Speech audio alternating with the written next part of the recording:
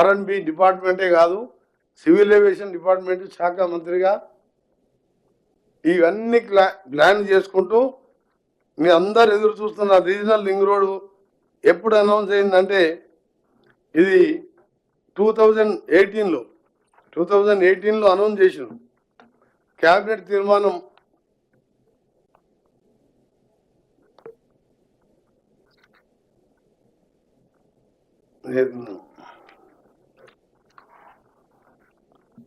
Date ఇచ్చిన regional ring road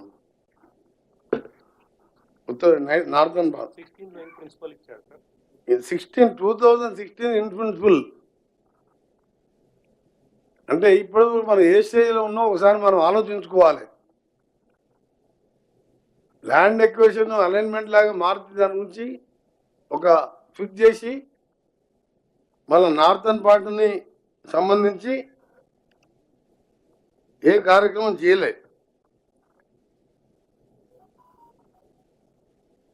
వాస్తవం general 80% పూర్తి అయితే టెండర్లు పిలవచ్చు.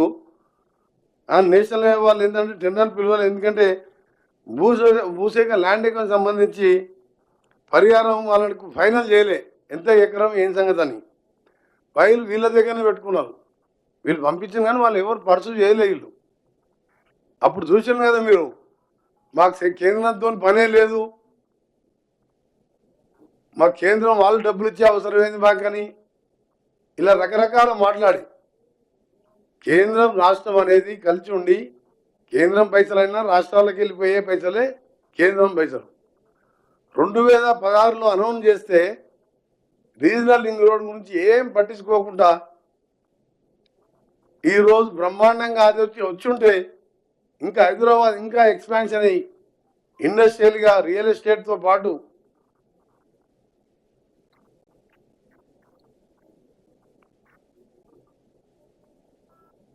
ఇప్పుడు మేము ల్యాండ్ ఎక్విజిషన్ కూడా నెక్స్ట్ మంత్ స్టార్ట్ చేస్తున్నాం.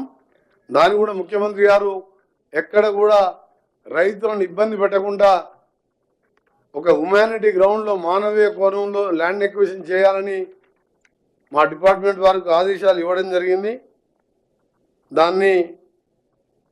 దానికి సంబంధించి ఎన్హెచ్కి పూర్తి ఇన్ఫర్మేషను, వారికి కావాల్సిన కోఆపరేషన్ కూడా అందించుకుంటూ ప్రాజెక్టు నిర్మాణాన్ని కూడా వేగవంతం చేయాలని డిసైడ్ చేయడం జరిగింది.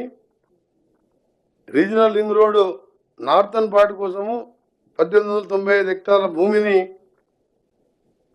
ఇప్పటివరకు చేయవలసి ఉండగా ఇప్పటిదాకా 1862 హెక్టార్ల భూమి కొరం 3D నోటిఫికేషన్ జారీ చేయడం జరిగింది. మీకు అన్ని డీటెయిల్ ఇస్తాం. ఇదంతా కూడా ట్రాన్స్పరెంట్గా చేస్తున్నాం.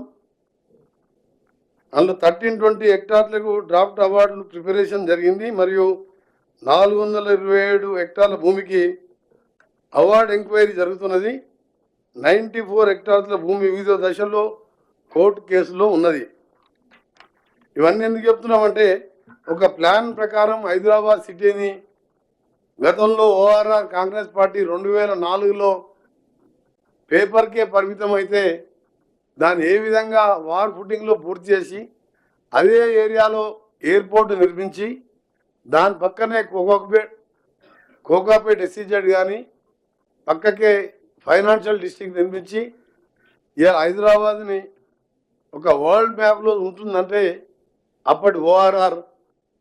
ఇవాళ మళ్ళీ ఈ రీజనల్ రింగ్ రోడ్డు మరొక సూపర్ గేమ్ చేంజర్గా హైదరాబాద్ని అన్ని విధాల ముందుకు తీసుకునే విధంగా ఈ కార్యక్రమాలను కూడా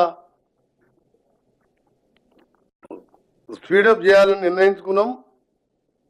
అలా మీరు చూసిందో అలా ఎయిర్పోర్ట్ కానివ్వండి, హైదరాబాద్ విజయవాడ 6 లేను గడ్కరీ గారిని వెంటనే ఒప్పించి దాన్ని చేయడం కానివ్వండి. ఇంకొకటి మన శ్రీశైలంకు ఈ ROP పెట్టలే ఎలివేటెడ్ కారిడార్. శ్రీశైలంకి మనం పోయే రోడ్డుని రిజర్వ్ ఫారెస్ట్ గుండా పోతుంటే సీఎం గారు నేను ప్రైమ్ మినిస్టర్ మన గడ్కరీ గారిని కలిసినప్పుడు అక్కడ మాకు ఎలివేటెడ్ కారిడార్ కావాలి, అని చెప్తే 62 కిలోమీటర్స్ని సింగిల్ పిల్లర్తో డిపిఆర్ తయారు చేయని చెప్పి వాళ్ళు ఎన్హెచ్ఏ వారికి గడ్కరీ గారు ఇన్స్ట్రక్షన్ ఇవ్వడం జరిగింది. దాదాపు 7,000 కోట్ల ప్రాజెక్ట్ అది రిజర్వ్ ఫారెస్ట్ కాబట్టి రోడ్ వైడింగ్ ఛాన్స్ ఉండదు. తప్పకుండా మాకు పూర్తి నమ్మకం ఉన్నది. గడ్కరీ గారు మాట్లాడిన తర్వాత, నేను గౌరవ సీఎం గారు మాట్లాడిన తర్వాత మాకు మంచి నమ్మకం ఏర్పడ్డది. దాన్ని కూడా 1 సంవత్సరం లోపు డిపిఆర్ పూర్తి చేపించి శాంక్షన్ చేపిస్తే ఇటు రాయలసీమ ఆంధ్ర పోయే వాళ్ళకు కూడా షార్ట్ కట్ అవడే కాకుండా, గతంలో ఛత్రపతి శివాజీ మహారాజ్ శ్రీశైలం రావాలంటే గుర్రం మీద ఆ రేడియాలు పోతున్నాయి. దానికి చరిత్ర ఉన్నది ఆ రోడ్డు. అందుకనే దాన్ని మేము కూడా ఏం చేసినామంటే, మాకు ఒక షార్ట్ కట్టే కాకుండా శ్రీశైలం వెళ్ళే భక్తులకు కూడా ఈ రోజుల్లో చూస్తున్న తిరుపతి తర్వాత శ్రీశైలం ఎక్కువ పెరిగింది రష్. అందుకని దాన్ని కూడా ప్రయత్నం చేసి మిగిలిన ఫ్లైఓవర్స్, మిగిలిన నేషనల్ హైవే రోడ్స్ని అన్నీ కూడా phase wise land acquisition speed up చేసి ముందుకు పోతున్నాం.